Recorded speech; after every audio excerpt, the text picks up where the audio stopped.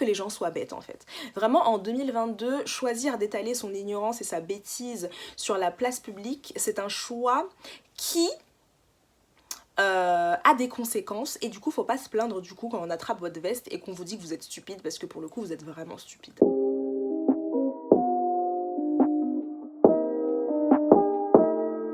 Salut tout le monde, j'espère que vous allez bien. On se retrouve aujourd'hui pour une nouvelle vidéo où je vais vous parler de tous les livres à succès qui vont être adaptés en série ou au cinéma, donc c'est parti. Franchement je sais pas pour vous, mais quand j'aime vraiment beaucoup une œuvre et que je sais qu'elle va être adaptée au cinéma ou en série, je suis tout simplement hystérique de savoir qui va être casté, comment est-ce que ça va s'organiser, etc. Parce que je sais pas, je trouve que ça rajoute une expérience en fait de voir une chose qu'on apprécie particulièrement en film ou en série. Pour ma part, je suis de la génération où tous les livres à succès étaient adaptés en film, donc que ce soit Harry Potter ou Hunger Games ou Twilight, voilà, et plus récemment ça se développe de plus en plus au petit écran, donc sur la longueur en série, et moi j'ai trop hâte de savoir ça, et clairement je me dis que pour un auteur ça doit être super de voir ces personnages prendre vie, mais genre réellement les voir dans une adaptation cinématographique ou télévisuelle, et clairement le but de ma vie c'est d'écrire un bouquin qui serait adapté en série, enfin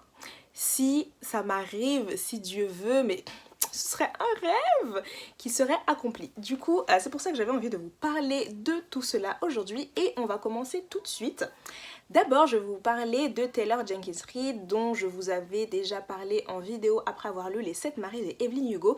Et si vous ne la connaissez pas, c'est une autrice qui est très populaire sur les réseaux sociaux et dès qu'elle sort un livre, il y a absolument tout le monde qui en parle.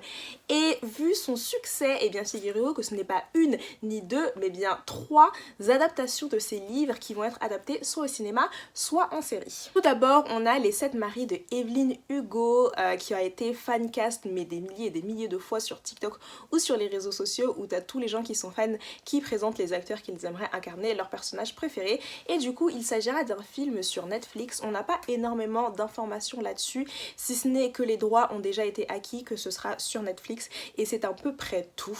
J'ai vu la déception de certains fans de savoir que ce ne serait pas une mini-série avec un épisode dévoué à chaque mari de Evelyn, et j'avoue que ça aurait été vraiment super stylé, mais ils ont décidé d'en faire un film, je pense peut-être parce que le personnage principal qui est Evelyn est une star de cinéma, du coup ils ont préféré faire ça sous forme de film plutôt que sous forme de série. Je ne sais pas exactement, mais voilà. La deuxième adaptation sera sur le livre le plus apprécié de Taylor Jenkins Reid, qui est Daisy Jones and the Six, qui est une histoire en fait qui va suivre l'apogée et la fin d'un groupe de rock qui est fortement inspiré de l'histoire de Fleetwood Mac et qui a séduit bon nombre de lecteurs, et du coup ce sera adapté en mini-série. On a déjà pas mal d'informations là-dessus, donc déjà la série sera produite par Amazon Prime. Le casting a déjà été fait et la série est actuellement en cours de production, mais je crois même que la série a commencé à tourner depuis 2021 il me semble. Et en tête de casting, on va retrouver un acteur qui normalement ne vous est pas étranger si vous avez suivi la franchise Hunger Games. Il s'agit tout simplement de Sam Claflin qui a joué Finnick Oder dans Hunger Games, qui jouera Billy Dunne, Riley Keough, je crois que c'est comme ça que ça se prononce, Keough, qui jouera Daisy, et on a également Suki Waterstone, ouais, qui jouera Karen. Donc franchement ça a l'air trop cool, le casting qu'ils ont fait est selon moi juste super accurate, donc j'ai très hâte de savoir ce que ça va donner, même si on n'a pas encore de date de sortie définitive de la série. Puis nous avons Malibu Rising, dont les droits ont été acquis également pour en faire une mini-série sur Hulu, mais du coup le casting n'a pas encore été fait et on est encore aux premières étapes de la production de la série, donc on n'a pas encore de date définitive pour la sortie de cette dernière. Puis récemment nous avons appris qu'une série de science-fiction particulièrement appréciée par la communauté de lecteurs sera adaptée en série, et il s'agit de Red Rising de Pierce Brown, que je n'ai pas particulièrement aimé, enfin ça n'a pas du tout été le coup de cœur qui était escompté, mais il y aura bel et bien une série pour le grand plaisir des fans, même si on n'a encore aucune information là-dessus. Ensuite, si vous n'en aviez pas entendu parler, La 9e maison de Leigh Bardugo sera adaptée en série sur Amazon Prime. Je suis clairement hyper refaite. L'autrice a annoncé qu'elle participerait activement au scénario, comme ça a été le cas pour Shadow and Bone sur Netflix. Le cast n'a pas encore été fait, donc encore une fois ce sont des étapes encore très précoces de la production, mais apparemment elle travaille sur le scénario de La 9e maison, et c'est pour ça que la sortie du tome 2 de La 9e maison a été retardée. Mais mais la sortie serait apparemment prévue pour 2024, donc j'ai tellement hâte, vous pouvez pas savoir. Je vais suivre ça de très très près et je vous ferai des petits updates là-dessus. Ensuite, nous avons des annonces de séries qui sont très attendues par une communauté de lecteurs, puisque la série Throne of Glass de Sarah J Maas, qui est une saga de fantasy, heroic fantasy, même young adult, a été annoncée en cours d'adaptation par Hulu. Cependant, cette information date de 2016 et depuis, il n'y a eu aucune réelle information sur les développements de la série, mis à part que la série potentiellement s'appellerait Queen of Shadows, qui est basée sur le 4e tome de la saga, sauf que depuis, plus aucune information et du coup, l'autrice aurait repris ses droits qui avaient été acquis par Hulu. Deuxième information plus récente, nous avons appris en 2021 qu'apparemment Hulu aurait refait une offre, mais cette fois-ci pour adapter à la télé ACOTAR, l'autre saga très très populaire de Sarah J Maas. L'information en fait n'était absolument pas censée être communiquée à ce moment-là, mais elle a été leakée accidentellement par le mari de Sarah J Maas sur Instagram. Du coup, le cast n'a pas encore été fait. On ne sait pas si Sarah J Maas fera partie de la team de production ou de scénariste. On ne sait pas quand sera la sortie du livre. Voilà, on n'a aucune information là-dessus pour le moment. Ça n'a pas empêché les fans de se dépêcher de faire des fancasts avec tous les acteurs qu'elles imagineraient pour incarner leur personnage préféré. Moi, ce que j'en pense, c'est que si vous voulez mon avis, j'espère que ce projet va tomber à l'eau de la même manière que Throne of Glass. Pourquoi? Parce que tout simplement, une grande partie de la communauté des fans de Sarah J Maas sont tout bonnement insupportables déjà premièrement, et deuxièmement, flemme que ça devienne encore plus populaire que ça l'est maintenant, puisque déjà c'est une saga qui est littéralement omniprésente partout sur les réseaux sociaux. Donc imaginez juste avec une série, donc tous les gens qui ne lisent pas, qui du coup vont regarder la série et potentiellement se mettre à lire les livres, etc. Et ça va encore plus gagner en popularité, ça me fout la flemme, genre vraiment on ne pourra plus respirer. Et en plus de ça, flemme de la fanbase qui est juste hyper toxique, parce que petit fun fact qui n'est absolument pas un fun fact, l'actrice Danielle Rose Russell a été suivie sur Instagram par Sarah J Maas. Les fans du coup sont partis du principe que ça voulait dire que ce serait elle qui serait sélectionnée pour jouer le rôle de Fer, alors qu'il n'y a eu absolument aucune information dessus, et ils se sont mis à la bully à tel point qu'elle a dû désactiver ses réseaux sociaux parce que pour eux elle était trop grosse pour jouer Fer. Je vais vous mettre une photo de ce à quoi elle ressemble. Alors non seulement c'est faux, mais en plus le harcèlement ça va 2 secondes, donc clairement j'imagine même pas ce que ça va donner si effectivement c'est adapté en série. J'imagine même pas à quel point les fans vont péter les plombs quand ils vont effectivement choisir un acteur métis pour jouer Lucien qui est décrit comme métis. Mais bref, voilà, moi personnellement c'est ce que j'en pense, mais on verra bien ce que ça donne. Anyway, stay safe and Stanley Bardugo. La fantasy young adult étant très populaire, une autre duologie que vous pourrez voir juste derrière moi a été annoncé en cours d'adaptation. Il s'agit de la duologie Raybearer de Jordan Ifueko, qui nous a annoncé en 2021, il me semble, que les droits avaient été achetés par Netflix pour en faire une série. On n'a pas eu plus d'informations là-dessus, mais j'espère vraiment que c'est un projet qui va se faire, parce que visuellement ce serait juste incroyable. Rien que l'histoire, la mythologie, etc. C'était juste hyper agréable et hyper original à lire, donc en série, juste en adaptation, ce serait merveilleux. Puis nous avons un livre très apprécié de la communauté de lecteurs, il s'agit de La vie invisible de Adi Larue de V.E. Schwab, qui sera adapté en film. Nous n'avons pas encore de date de sortie ni de casting qui a été fait, mais apparemment V.E. Schwab ne fera pas partie de la Room of Writers, c'est-à-dire qu'elle ne participera pas à l'élaboration du scénario, mais bon, elle dit qu'elle est très impatiente et excitée de voir ce que ça va donner, donc on verra bien. Les fans de fantasy, franchement cet été on va grailler.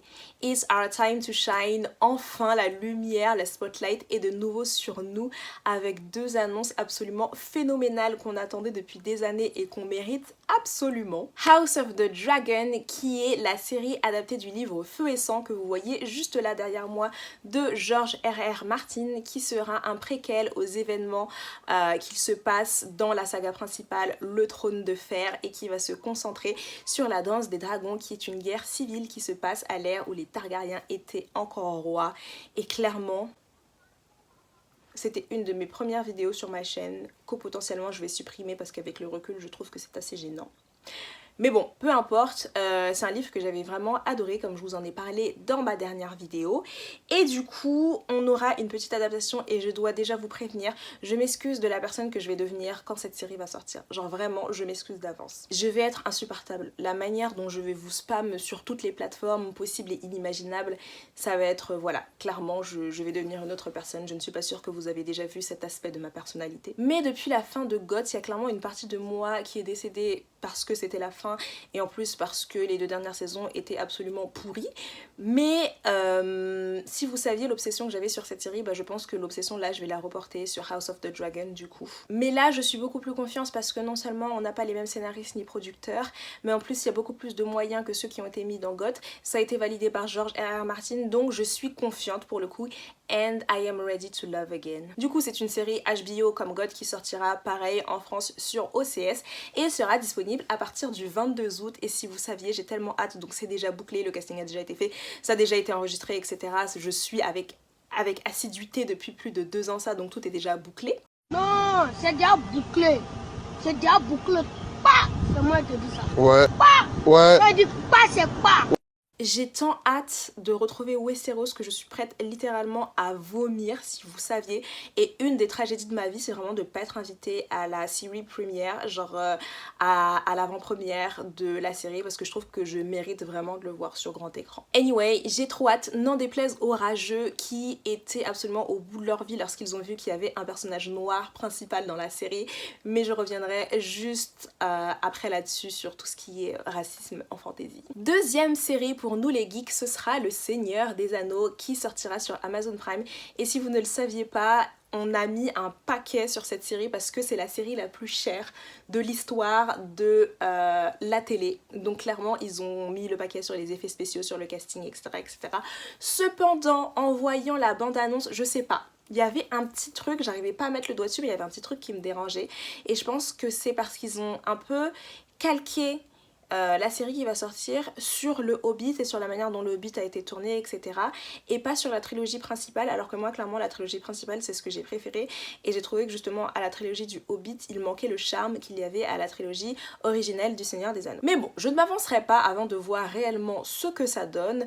Ce sont donc des événements qui vont se passer des millénaires avant les événements du Seigneur des Anneaux et on va retrouver les personnages de Galadriel et Elrond, donc j'ai très hâte. Maintenant si on doit revenir sur la polémique des certains fans qui étaient choqués, déçus, outrés au bout du rouleau parce qu'il y a eu 2 malheureux personnages noirs qui sont apparus moins de 3 secondes dans le trailer et sur les affiches. Vous savez à quoi ça me fait penser tout ça? À la scène de Mean Girls quand Regina découvre qu'en fait les barres de céréales qu'elle mange sont pas des barres pour perdre du poids mais pour en gagner et qu'elle hurle pendant genre 1 minute 30. Et bah c'est exactement ça, c'est exactement leur réaction. Mother.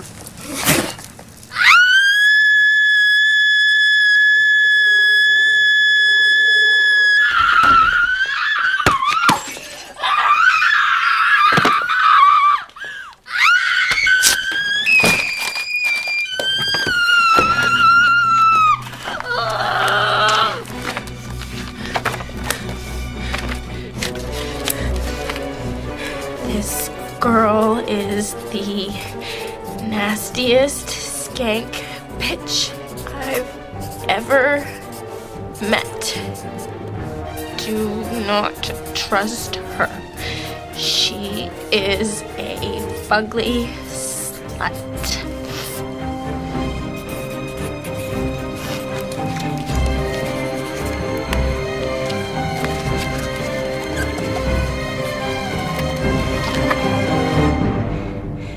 Vraiment les gens étaient ridicules, que ce soit avec House of the Dragon quand ils ont appris le casting de Corlys Velaryon, ils étaient vraiment au bout du rouleau, prêts à incendier la Maison Blanche ou les locaux de HBO. Et là pareil pour Amazon, juste parce que t'as 2 pauvres personnages noirs qui sont inclus dans la série.